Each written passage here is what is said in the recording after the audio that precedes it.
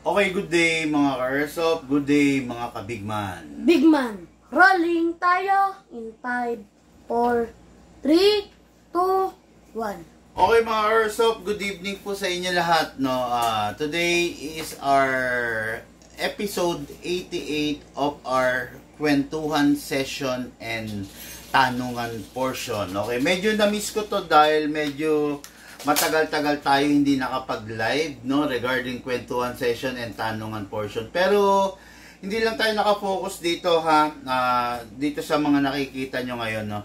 Ngayon makikita nyo rito sa aking harapan yung iba't ibang klase ng gas, no, na green gas na ginagamit sa airsoft, no. Pero iilan lang naman dito yung ginagamit namin kasi yung iba dito hindi namin kinikater, okay?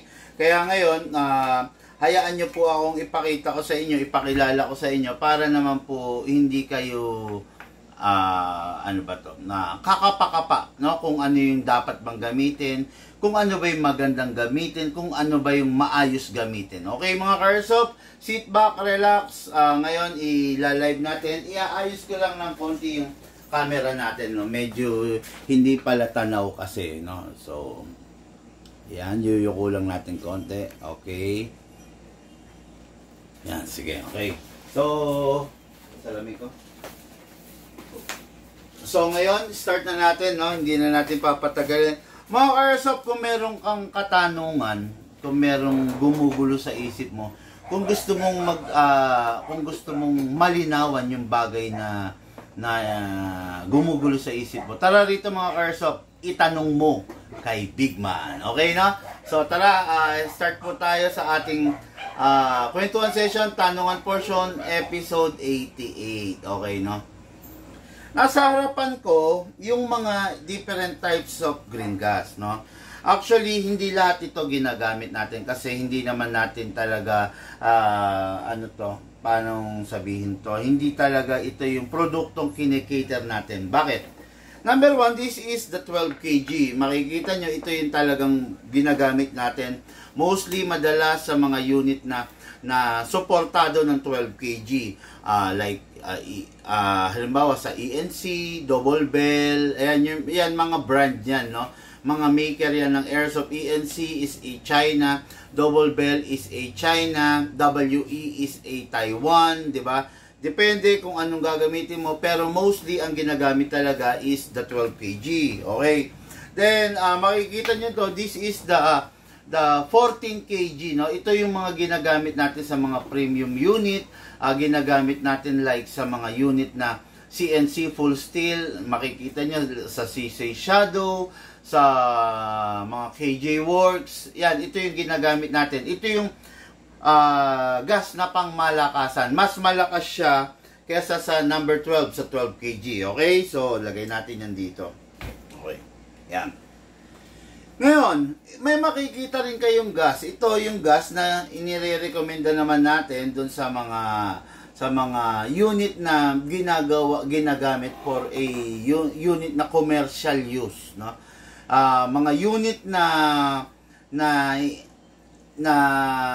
iniiwasan natin na magkaroon ng matinding stress, no? Kasi alam nyo naman, pag yung unit is commercial use, halimbawa ginagamit sa mga recreation center, ginagamit sa amusement park, ginagamit sa mga perya, hindi natin inire-recommend na gumamit sila ng 14 kg, hindi rin natin inire-recommend na gumamit sila ng CO2. Ang nire-recommend natin, gumamit sila ng something na, since yung unit is for commercial, yung something na mas magpapatagal dun sa unit nila, di ba? So, ito yung nire-recommend natin is yung 9 kg. Okay, yan. Makikita nyo, number 9, by the FAP Dyno. Okay? So, isa pang katumbas nito, pwede itong gamitin sa mga unit like, masasabi ko sa inyo, mga Tokyo Marui, yung mga unit na full plastic, yung mga unit na masasabi nating hindi naman talaga full steel. Okay? Yan. Isa sa produktong ginagamit natin is yung Mighty na 134A. Ito, again ginagamit ito sa mga unit na Tokyo Marui. Unit na na full plastic. Ito, yung 134A. Okay? Ayan. Yan yung mostly makikita ninyo dito sa atin na kinikater natin. Okay? Ngayon, meron pa rin bukod dito sa mga kinikater natin na mga gas na to, meron pa rin namang mga ibang green gas. For example, dyan is ang Pop Dyno na 12 kg. Okay? Now, pero ito, hindi nyo makikita ginagamit natin itong ganito. It is because, sasabihin natin ang dahilan maya-maya. Okay? 12 kg na Pop Dyno at 14 kg na Pop Dyno. Yan. Makikita nyo, itong mga to, hindi talaga natin to ginagamit, ha? Baka kasi magtaka kayo bakit i-binablog ko, pero hindi naman natin kinikater to. Itong dalawa na to, na itong mga nakaraang taon na lumipas, mga 3 years, 4 years ago, hindi na tayo gumagamit nito. Okay? Ang ginagamit natin ito. Bakit hindi tayo gumagamit nito? Unang-una, ganito yan mga ka-airsoft, no? Paano ba sabihin to? Hindi tayo gumagamit ito, it is because may dahilan. Hindi natin ginagamit ito kasi nakalagay dito, naka-indicate dito, ayan o, powerful, silicone added, nakalagay. Ibig sabihin, may silicone na nakahalo rito. Pakita mo nga na malapit, look.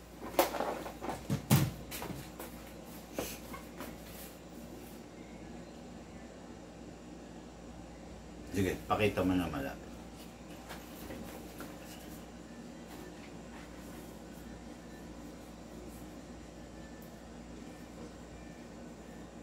Nakita?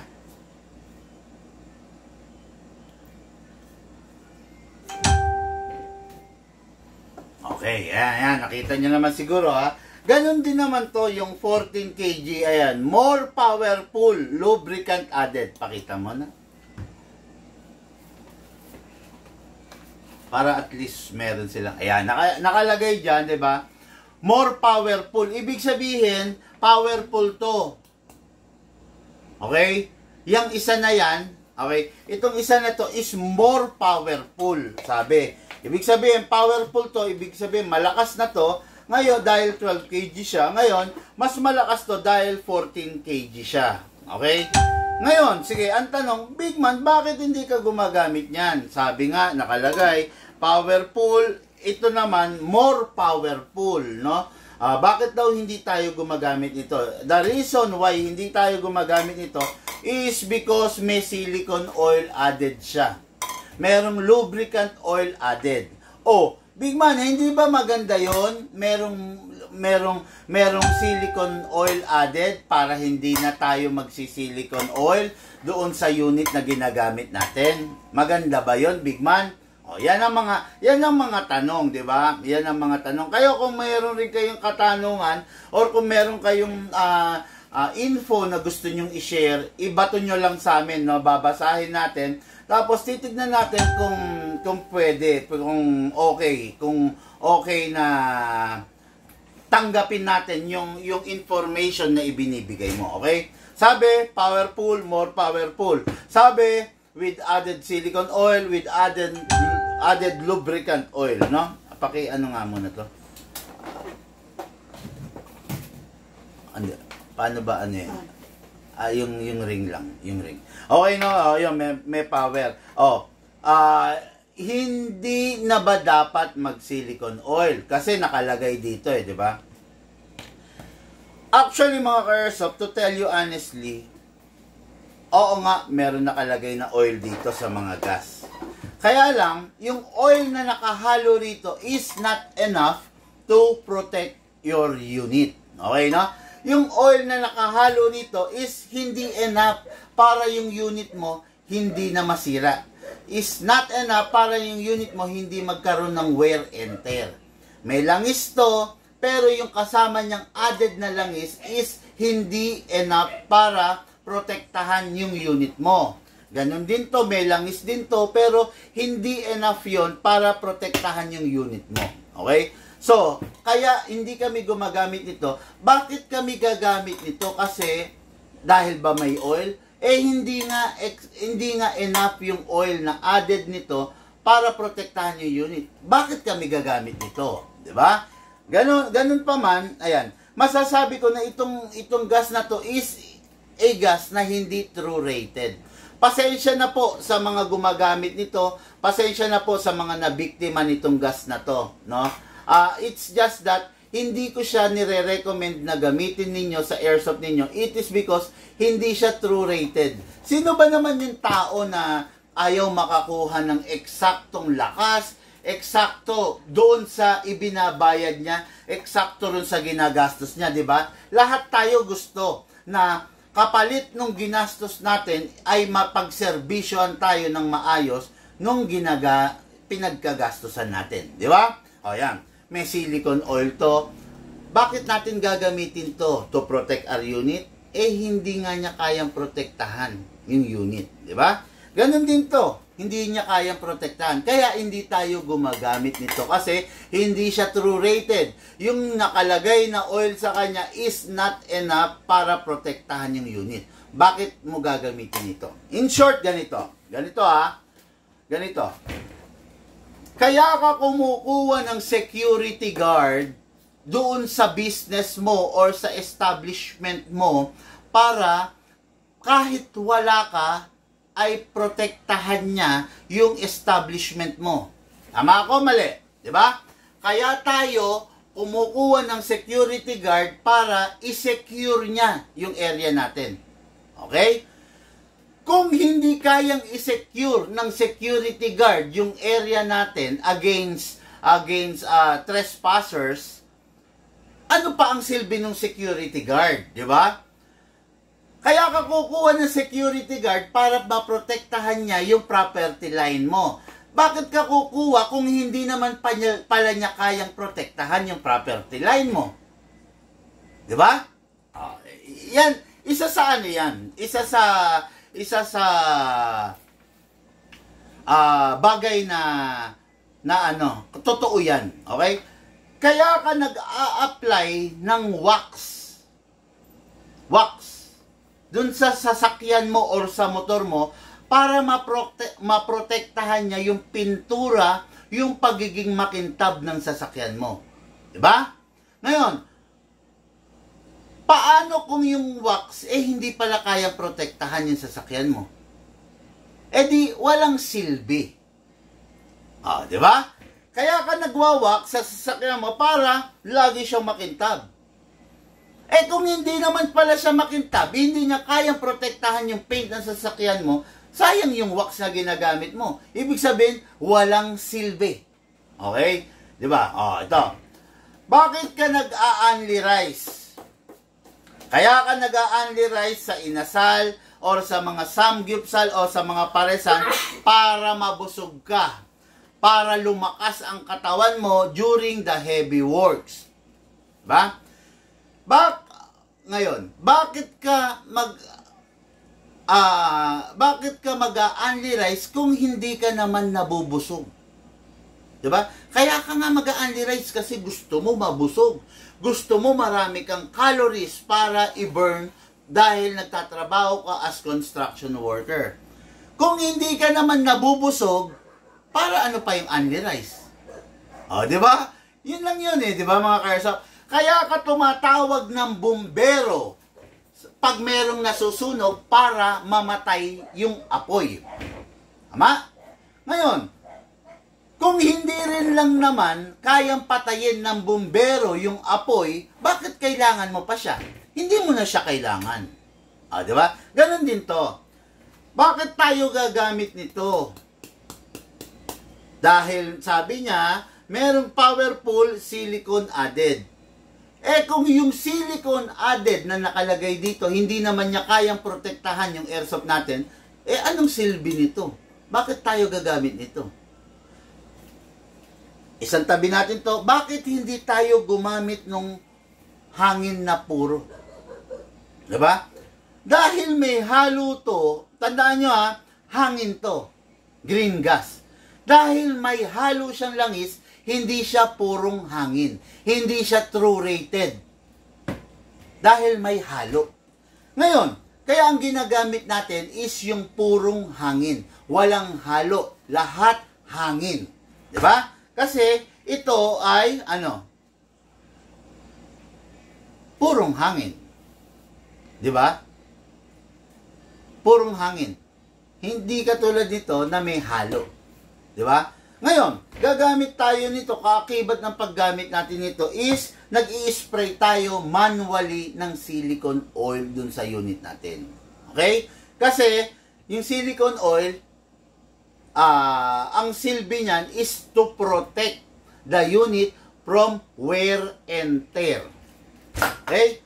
Ngayon, gagamit ka ba nito dahil may silicone oil added? Hindi nga niya kayang i-protect, hindi enough yung content niya to protect our unit from the wear and tear.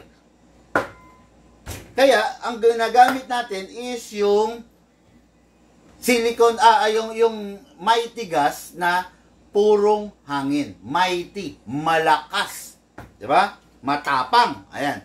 Mighty, 14, and 12. Okay, yan ang kasagutan ha. Ngayon, sige. Sinabi mo, Big Man, na malakas tong Mighty compare dito. Totoo po yun. No? Totoo po yung sinasabi ko na yun, na mas malakas. No? Kasi ganito yan.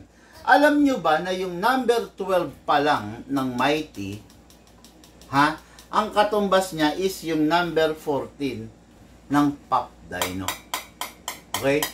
Mas malakas ang Mighty na number 12, halos kasing lakas niya yung number 14 ng Pop Dino. Okay? Kaya, in short, kung Mighty na number 12 versus Pop Dino na number 12, purong hangin versus may halo, so, mas malakas ang 12 ng Mighty. Diba? Ganun yan. Kung pagbabanggain mo yung 12 ng Pop Dino at saka 12 na Mighty, mas malakas to.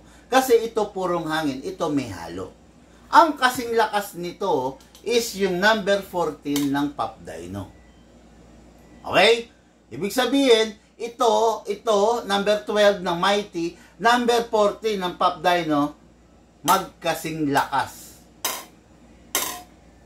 Yan, ha? Ngayon, itong 14 ng Mighty, milya-milya yung lakas versus the 14 ng Pop Dino. Kasi bakit? Purong hangin to. May halong hangin to. Hindi siya true rated. Okay. Ayan. Maliwanag ha.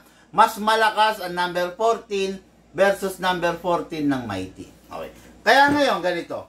Kung let's say magsasalang tayo ng unit na identical, no? Lalagyan natin ng number 12 at lalagyan natin ng number 12 nito, definitely, sa totoo lang, mas magiging mataas yung resulta nito versus dito. Number 12 yan di ba? Dapat magkaparehas na halos yan. Kung may pagkakaiba, konti lang, pero ipupusta ko, mas malakas yung number 12 nito kasi purong hangin to. Hindi katulad nito, may halong hangin. Okay? May halong langis. O yan, ha? Yan.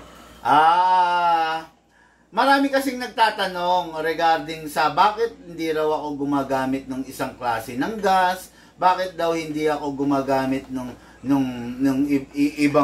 ibang brand ng gas, bakit daw lagi ako nandito. Kasi mga ka-airsoft, dito na ako gamay.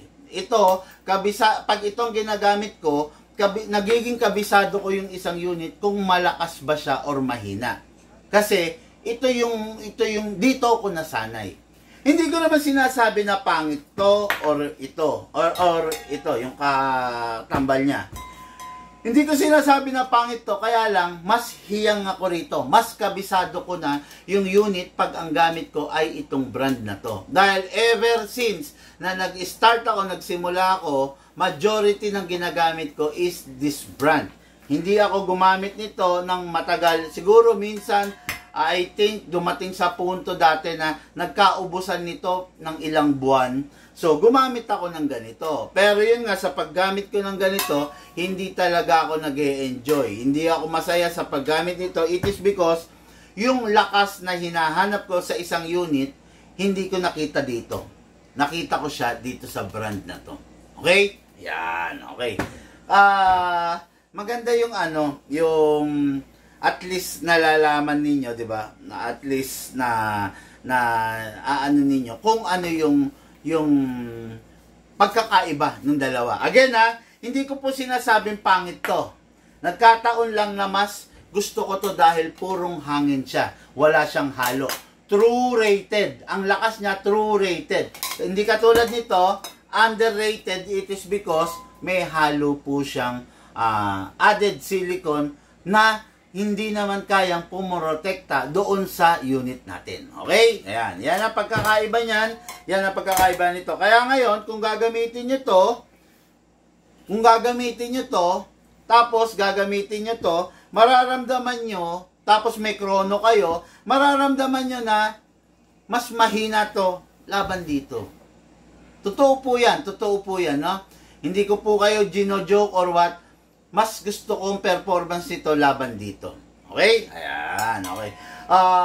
Shout out, good day, good evening po, Bri Lusabia. Okay, ayan, mga kaerso pa, yung sinabi ko na yan, totoo yan, no? Kayo rin na magbe-benefit kung gagamitin nyo to, or ito, bahala po kayo. Kung kayo ang nakakaalam niyan, kayo ang ano niyan, kumbaga kayo ang makikinabang, 'di ba? Kasi ganoon, ako hangga't maaari, ayaw ko kasi ng may nasasayang. Gusto ko bawat gas, bawat putok is sulit, no? Kaya ang marirekomenda ko sa inyo is ito. Pag gumamit kayo nito, makakaramdam kayo ng konting panghihina ng unit ninyo. Okay? Yan. Tapos, ito pa, last but not the least, itong mga gas na to is recommended siya dun sa mga gas na plastic, recommended siya sa mga peryaan, recommended siya sa mga amusement center, recommended siya doon sa mga unit na ginagamit for commercial use. Para hindi madaling masira yung unit nyo, gamitan nyo ng ganitong klaseng gas. No? Kasi ito, mas mahina to compare mo dito. Halimbawa, yung business mo is peryaan. Di ba? Perya. Sa perya, sino bang gumagamit? Kung sino-sinong tao. Sino bang humahawak? Kung sino-sinong tao. Ngayon, dun sa perya mo, na shooting range ng perya mo, ano ba yung goal dun? Ang goal ba dun is magandang unit? Hindi. Ang goal ba doon is makipagpalakasan ng putok? Hindi. Ang goal doon sa mga peryahan is mapatumba mo lahat yung target mo. 'Di ba? Itong unit na to, itong mga gas na to is enough para mapatumba yung mga target. Hindi mo na kailangan gumamit ng 12 or 14 dahil mas matipid, mas maganda, mas magiging durable yung unit mo pag ito ang ginagamit mo. Okay? Ayan. I just hope na natuto kayo sa pinaka main topic natin ng ating live ngayon. Okay? Kasi bawat unit merong tama na gas para sa kanya. Hindi ko mo yung unit is ganito, okay na lahat ng gas. Hindi ganon, no? Hindi ganon. Bawat unit, meron lang pong tamang gas para sa kanya. No? Kaya importante na malaman nyo kung ano yung tamang gas na dapat nyong gamitin doon sa unit ninyo. Okay? Okay, ayan. Ngayon, dako tayo sa ating mga questions sa online. Pag meron kayong tanong mga kaersop, bato nyo lang sa akin, sasagutin po natin yan, no? Huwag po kayo mahihiya kasi nandito lang naman po ako para sumagot ng mga tanong na daily na na-encounter nyo, okay? Okay. Big Man, paano ba yung tamang pagtabi ng magazine para kahit matagal ko siyang hindi gamitin, wala siyang leak? Okay. Paano raw ba yung tamang siguro storage? Paano yung tamang pagtabi ng magazine kung hindi mo siya gagamitin? Dito sa Big Man, ang nakasanayan namin at ang proven na pinakatama is, bago mo itabi yung unit mo, alisan mo ng gas. Okay? Alisin mo yung laman niya na gas, tapos, i-sprayan mo siya ng silicone oil. Ayan. Sa paraan na yan, kasi, nasa na yung mga ano ko, yung o-ring ko sa Tamiya. May oras. Oo. Ayan. Okay, ayan.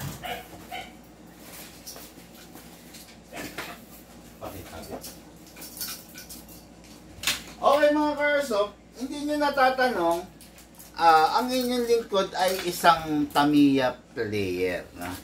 Ngayon, sa Tamiya player, gumagamit kami ng tinatawag na iba't ibang klase ng o-ring. Okay, ayan. Merong dilaw, merong yellow. Ayan na.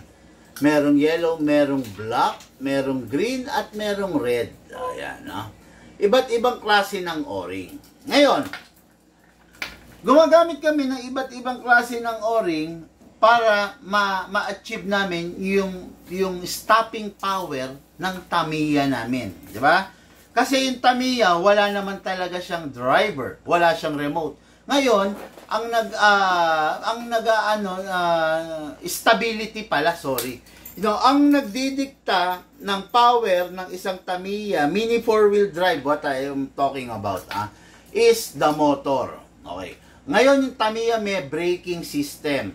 Ngayon, yung Tamiya rin is merong o-ring na ginagamit para sa stability. Okay. Ngayon, papakita ko sa inyo yung o-ring na ginagamit ko sa Tamiya. Ito yung o-ring. Ayan, maglalabas ako. Okay, isa. Okay. Rubber to, normally. Rubber ang isang o-ring. Makikita ba nila? Lapit na lang ako. Normally, ang isang o-ring, mga ka-airsoft, is a rubber. Ayan. Yan, rubber yan, no? Rubber. Okay, yan, rubber yan. Ngayon, dahil due to exposure to moisture, and syempre some other chemicals, ayan, yung rubber na ang mga o-ring, ayan na, o-ring yan. Pakita ko sa inyo, dali, lapit natin. Ayan, makikita nyo yan, yan. Dahil nga Tamiya player ako, ayan, iba't iba yan. May yellow, may red, may black and green. Okay, ayan, rubber to, ayan, rubber na color yellow. Dahil, siyempre, due to exposure sa hangin, sa chemical, due to exposure sa moisture, yung rubber na yan is nagiging brittle. Ayan, papakita ko sa inyo, ayan, iikot ko, ayan, ayan, nakita nyo? Malutong siya, lumulutong siya. Pero ito, originally, rubber to, kuha pa tayo ng isa. Ayan, kuha pa tayo ng isa, kuha naman tayo ng color green, color green. Ayan, kuha tayo ng isa. Ayan. Okay. Ayan, color green. Okay, rubber yan, pero tignan nyo, iikot ko siya. Malutong na siya, di ba? Yan, ganyan. Ngayon, yung ginagamit natin yung mga o-ring na nasa airsoft natin is also a rubber. Ayan, papakita ko sa inyo, Look, lapit mo sa kanila. Ayan. Rubber din ang ginagamit natin sa airsoft natin. Ayan, pakita mo. Yan. Rubber yan, Rubber o-ring. Ayan, mga black rubber o-ring. Yan ang ginagamit. Pwede ka rin naman gumamit ng iba't ibang kulay na o-ring. Nasa sayo yun. Pero syempre, ginagamit natin is yung rubber, yung color black, di ba? Pero pwede rin tayong gumamit ng red o-ring, pwede rin tayong gumamit ng kung anong available na o-ring, no? Pero lagi ko sinasabi sa inyo, yung mas madalas available sa market at saka mas madalas hanapin is yung color black na o-ring. O yan. Diba? Color black siya. Ngayon, yung mga airsoft natin may mga o-ring. Okay? Pero yung airsoft natin, lulutong yung o-ring niya due to exposure doon sa chemical na dala ng gas. Ngayon, ano yung paraan para yung rubber, yung mga o-ring doon sa rifle natin, sa pistol natin, sa magazine natin is wag mag-brittle, wag lumutong, di ba? Wag lumutong tulad nito. Ayan, ayan, tingnan nyo, ayan, ipe-press ko ha, oh, nasira na, ayan na. Okay? Para wag lumutong tulad nito, doon pumapasok ang silicone oil. Okay? Yung bang silicone oil na kasama dito sa dalawang gas na to is enough to protect yung mga o-ring? Ang sagot, hindi. Kaya doon pumapasok yung pagsisilicone oil. Okay? Yun lang naman ang kalaban mo sa airsoft eh. Pag nasira yung mga o-ring ng mga valve mo. Bakit nagkakaroon ng leak yung valve? Pag nasira yung o-ring. Okay? Ngayon, paano hindi masisira yung o-ring? Ibababad mo, gagamitan mo ng silicone oil na design for airsoft. Diba? Ano yung silicone na design for airsoft?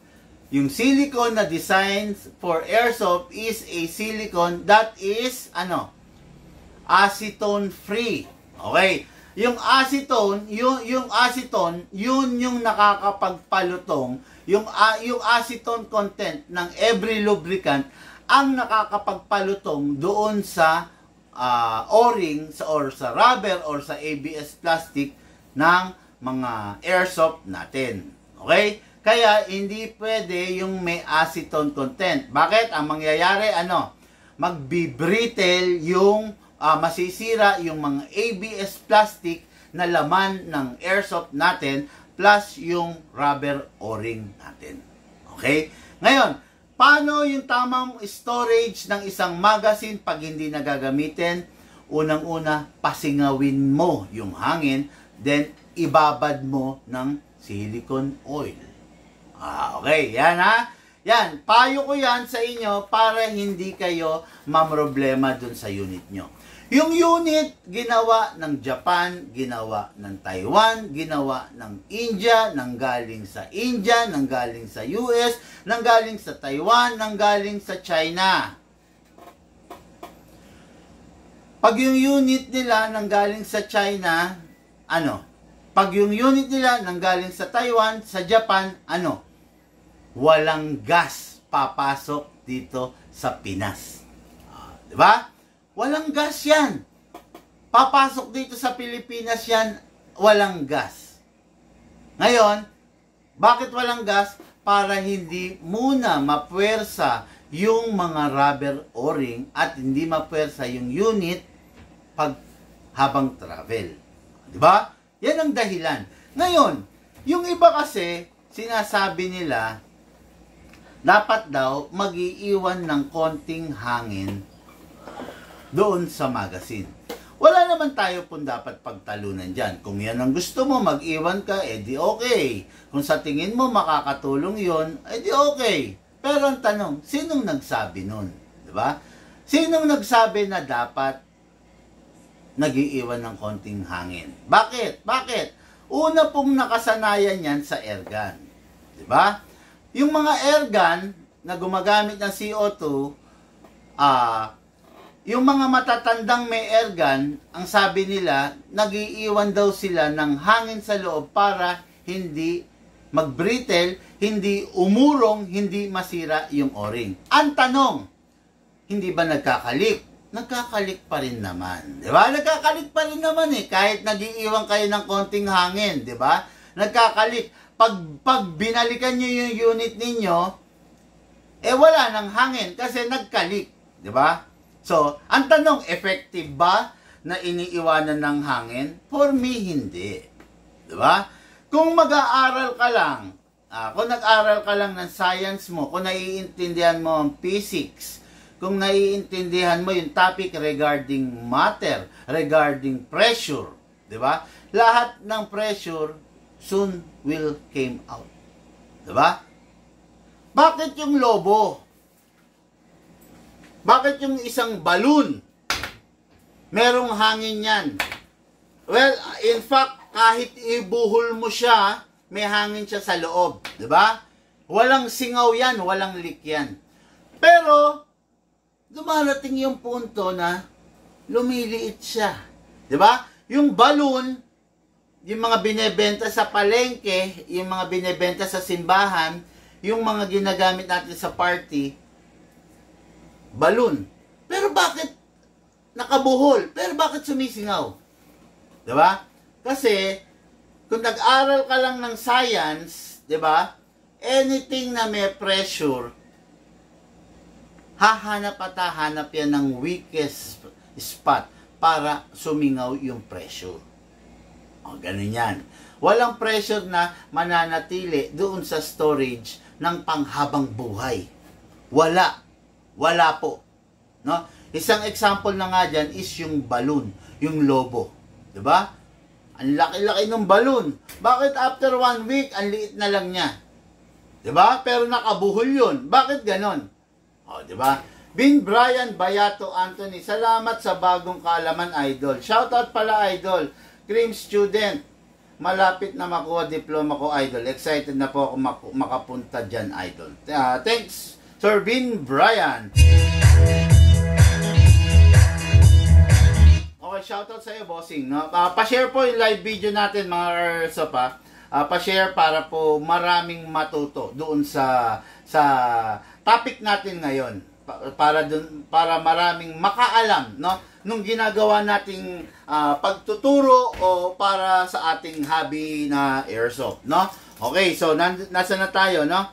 Kung nag-aral ka lang ng science, kung nakilig ka lang sa teacher mo, matututunan mo na dapat walang laman na pressure yung isang bagay, di ba? Kasi ayan, pag may laman na sabi is dapat daw dapat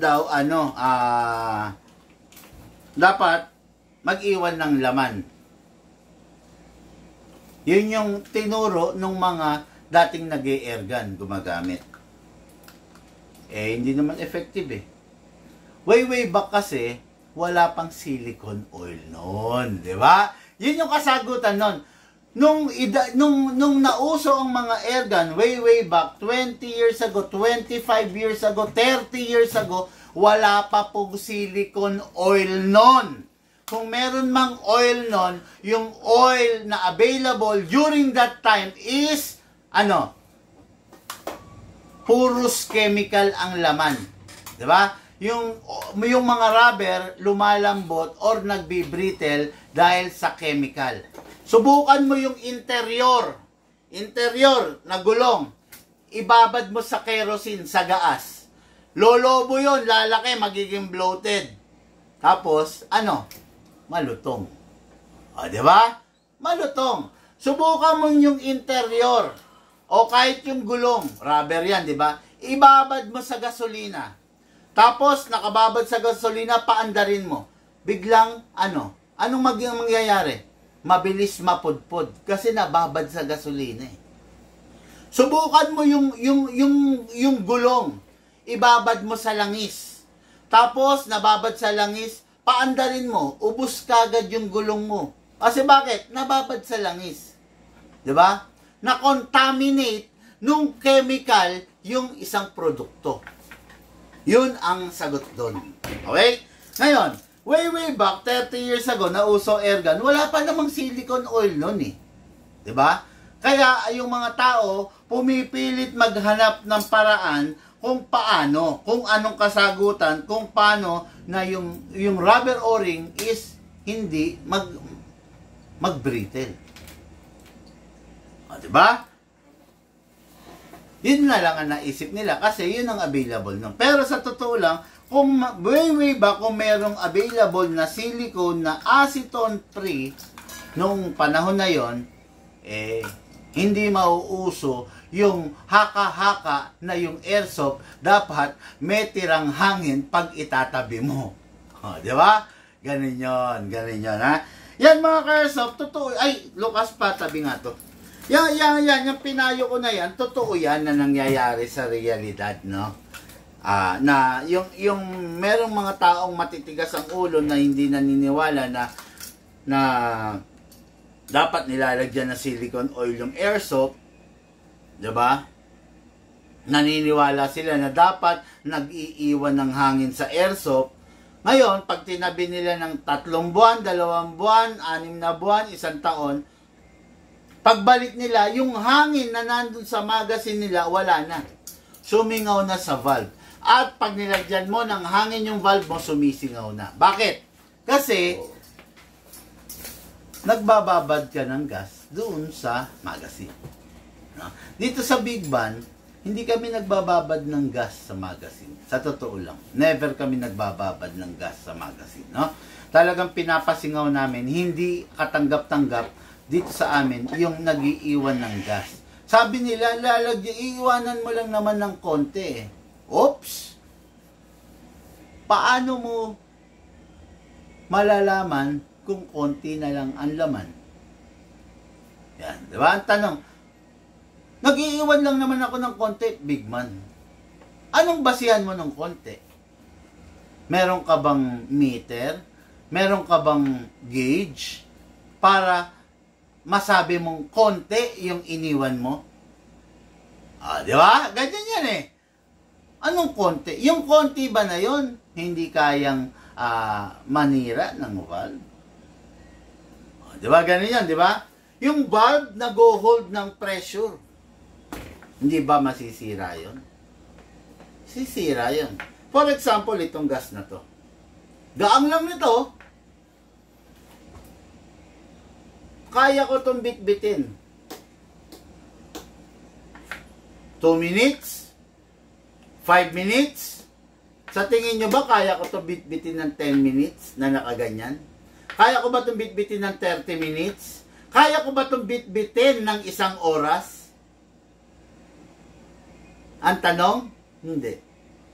Bakit? Mangangalay at mangangalay ako. Diba? Mangangalay yung mga muscle mo. Maninigas. Hindi ko to kayang bitbitin ng 1 oras na nakaganyan.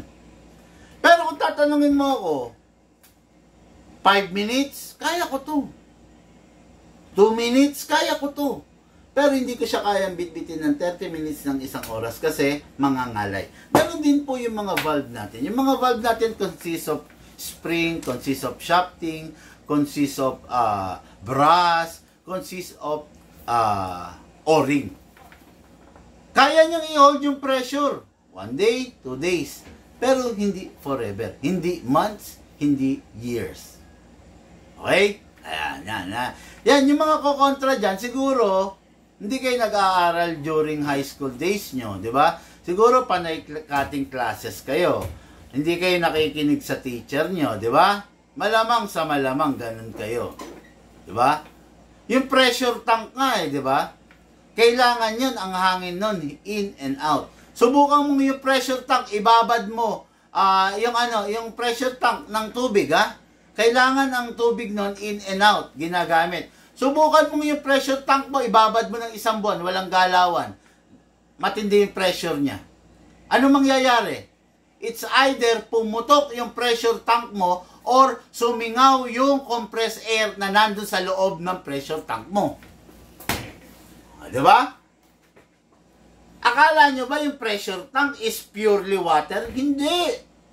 May halong air yan. At yung deposit na air dun sa pressure tank mo na nako-compress dahil sa pagdami ng water, siya yung tumutulak para dun sa water para pagbukas mo ng gripo, malakas.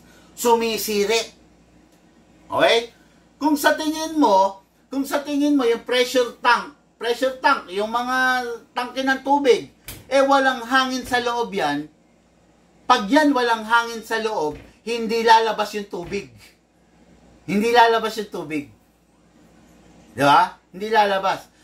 Mayuyupi yung pressure tank mo pag walang hangin sa loob yan. Yan. Panibagong kaalaman yan. Di ba? Ang makakapag-share lang sa inyo yan, yung taong may alam. Yung taong malawak ang pag-iisip. Di ba? Pag ikaw,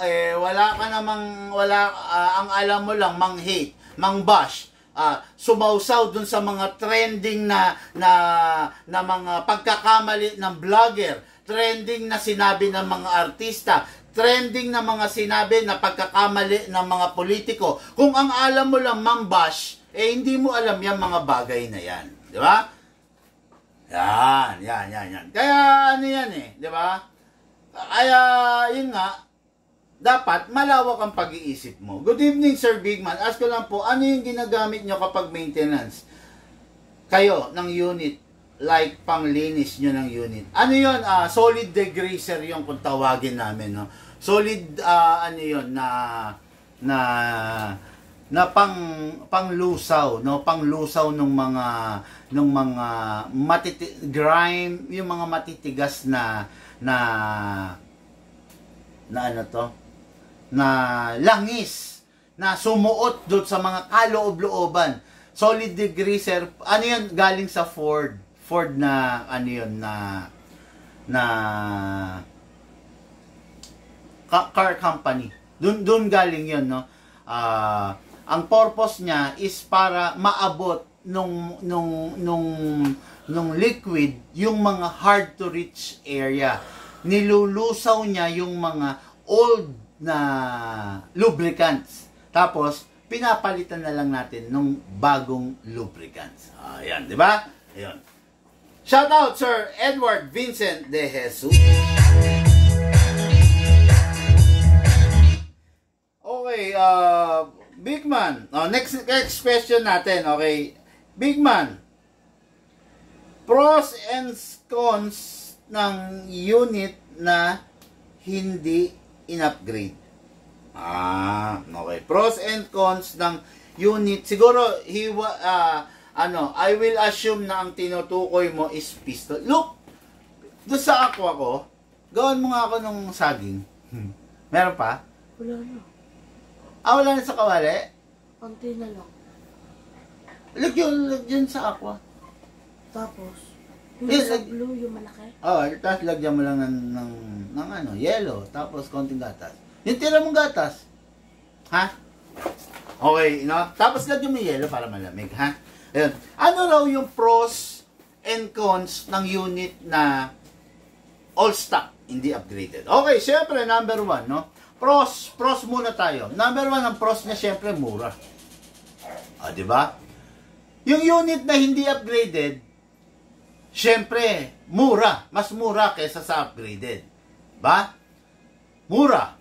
Ano pa ba? Ano pa ba yung pros ng unit na hindi upgraded?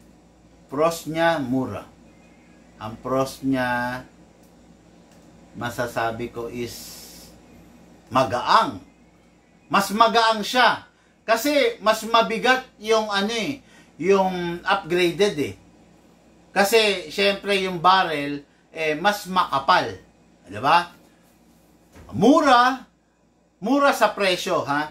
Tapos magaang in terms of weight. Magaang siya. Ano pa ba? Ano pa bang ang pros?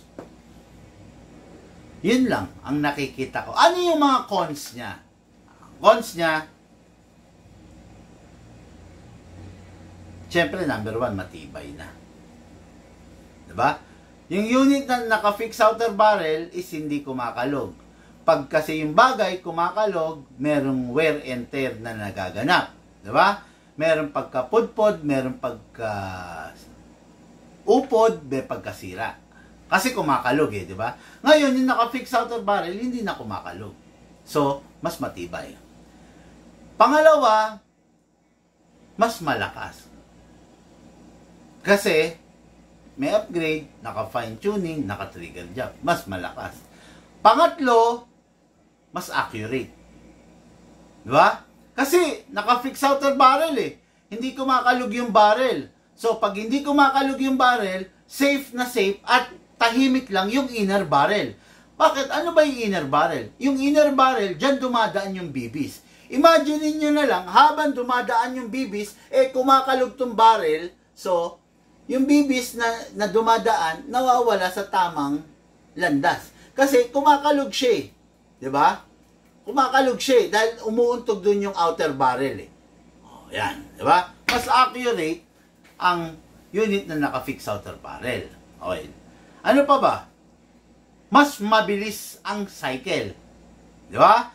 Mas mabilis ang cycle, ibig sabihin yung pagputok, rate of fire, pak, pak, pak, pak, pak, pak, pak, pak, pak.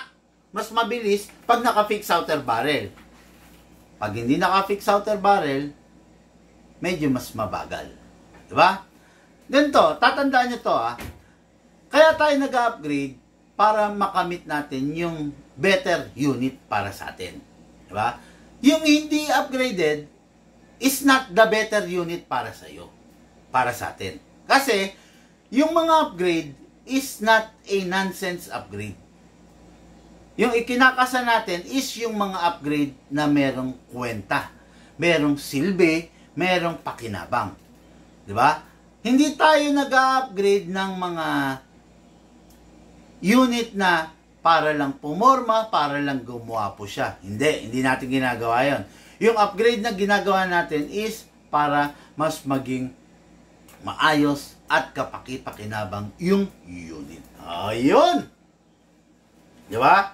Ayan I just hope na naiintindihan nyo mga ka-airsoft, no? Yung mga pinag-aaralan natin, yung mga sinasabi ko. Kasi ganito yan, no? Tandaan nyo, hindi tayo magsasabi ng unit na pambobola lang. Hindi tayo magsasabi ng unit na hindi makatotohanan, no? Ang lahat ng sasabihin natin unit is yung papakinabangan nyo sa pang-araw-araw na ginagamit ninyo yung airsoft ninyo. Okay?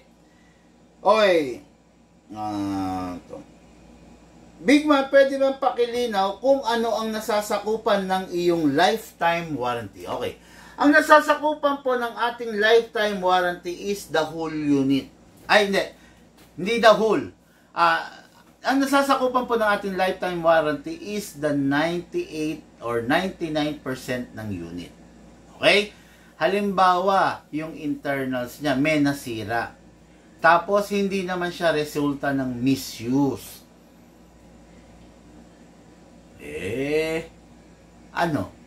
Gagawin natin, bibigyan natin ng parts yung ka-airsoft natin. Okay? Halimbawa, yung unit, sinabi ko, ang best gas para sa unit mo is a 12 kg gas. Halimbawa, ginamitan mo siya ng CO2 at saka ng 14 kg. Ano yun? Kapabayaan ba ng gumagamit yon or manufacturer's fault?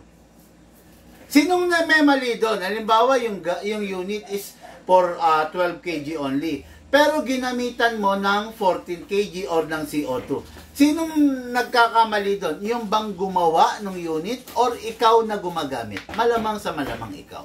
And we have the technology para matrace, para malaman. We have the capability para matrace, para malaman kung yung unit is resulta ng misuse, ginamitan mo ng 14 kg, kahit na ang bilin namin sa iyo is 12 kg lang, we have the technology para malaman yon. Okay? Halimbawa, yung unit. Sabi ko, dapat lagyan mo ng silicone oil.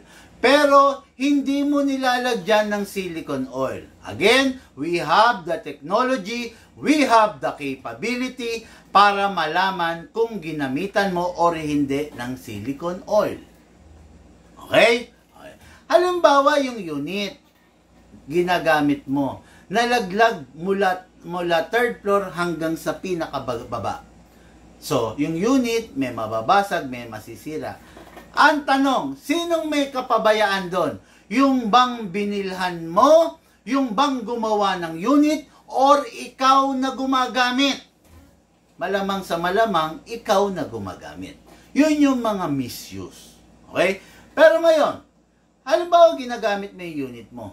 All of a sudden, nasira yung internals, the disconnector, the hammer assembly. All of a sudden, nasira yung trigger. All of a sudden, naalis yung spring. Covered po ng lifetime warranty natin yon. Basta, hindi resulta ng misuse. Misuse is kapabayaan. Okay? Kung hindi resulta ng kapabayaan, wala kang magiging problema sa unit mo, papalitan namin yung parts na nasira sa unit mo. Okay? Tapos ang proseso ng lifetime warranty natin. Pero, syempre, inom lang ako mga airsoft.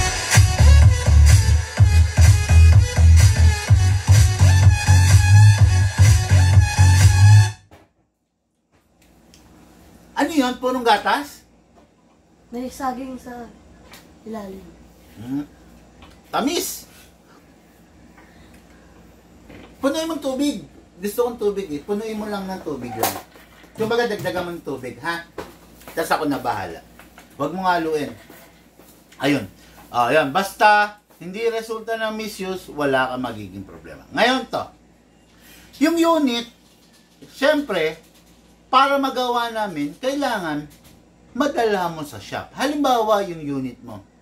Let's say, taga-Tarlac ka. Yung unit mo nasira. Syempre, gagawin namin, di ba? Paano namin gagawin yung unit mo kung yung unit mo nasa Tarlac, nasa iyo? Di ba? Definitely, kailangan yung unit mo, dalhin mo sa amin, ipaship mo sa amin, or antayin mo yung pagpunta namin dyan sa Tarlac para ma-pick up namin yung unit. Di ba? Hindi kami pupunta dyan sa iyo para servisan at dyan namin gagawin yung unit. Hindi mangyayari yon. Kasi yung mga tools namin is nandito sa shop. Yung mga parts is nandito sa shop. Yung mga dapat namin gamitin is nandito sa shop. Diba? Kaya kailangan yung unit makapunta sa shop. Hindi namin pwedeng dalhin yung mga gamit, yung mga parts dyan sa shop. Tandaan mo, pag sinabi mong yung unit mo may problema, may nasira, kailangan ma-check namin kung ano yung eksaktong nasira, kung ano yung eksaktong kailangan palitan. Dito magaganap yon sa shop. Hindi po sa meet up place sa Jollibee, hindi po dyan sa Tarlac, hindi po sa kung saan. Dito po sa shop. Okay? Yan. Ganun ang rules natin regarding warranty. Okay? Basta susunod ka lang naman ng maayos dun sa kumpanya yung tamang pag-treat sa unit, hindi mo naman ma-experience yan, yung mga ganyang problema. Pero pag hindi mo sinunod, yung tamang paggamit, tamang pag-treat sa unit, yun, doon may experience mo yan. Masakit sa ulo. Promise. No? Masakit sa ulo pag nasiraan ka ng airsoft. Okay? Okay, so medyo matagal na ang ating live. Mag-iisang oras na rin. No? Okay? Yun lang po muna ngayon mga ka-airsoft. Medyo umaano na yung boses ko. Sa mga darating na araw, i-roll po rin po natin ang ating kwentuhan session, tanungan portion. Okay, mga ka-airsoft, lahat po tayo nagmula sa iba't ibang larangan, pinagbuklod, pinag-isa ng iisang libangan. Yun po paglalaro ng airsoft. Siyempre po, atid sa inyo ng inyong lingkod, Pigman. Thank you po and have a blessed day.